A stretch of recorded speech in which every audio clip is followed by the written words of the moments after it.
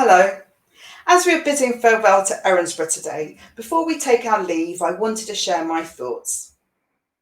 I love Neighbours, that Australian soap that captured the nation and drew massive viewing figures all around the globe. Did we imagine it would last forever?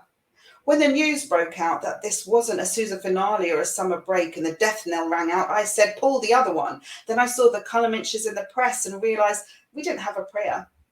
We'd heard that Channel 10 wouldn't toady to the Brits and them that pays the piper call the tune. But the fans discussed whether it would be possible to raise some money ourselves. We were full of hope. But I'm afraid we quickly understood that this wasn't to be. What a shame. So let's mark this occasion to the max before their will is done, you veer away and we close that door for good. To us, the fans, Neighbours is worthy of an Oscar.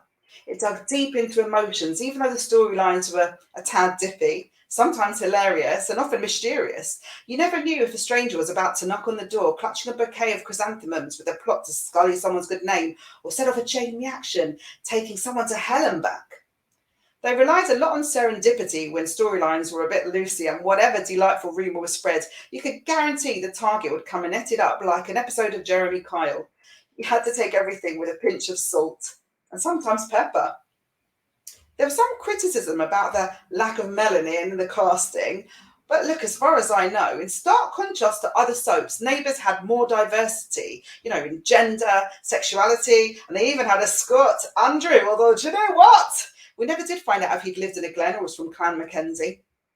Let's see, what else? The area changed over the series, like the tram, see, that became a restaurant. Number 4, a Des Res. And who'd have thought there'd be shops or a gym so close to Lassiter's? We saw people with a variety of jobs, from a mechanic to a tiler, a carpenter. Or remember when Amy worked as someone who would clean your loo, as she leaned over provocatively? And another thing, there have been such strong female role models, balanced so they were neither typical Sheilas or so women's Libby that they came over a bit bossy, like a bouncer dressed in clothes from Zara on the cover of Elle.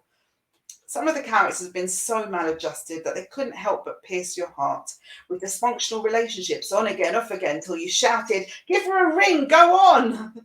There have also been great messages. You'd often see characters donating their lolly to charity.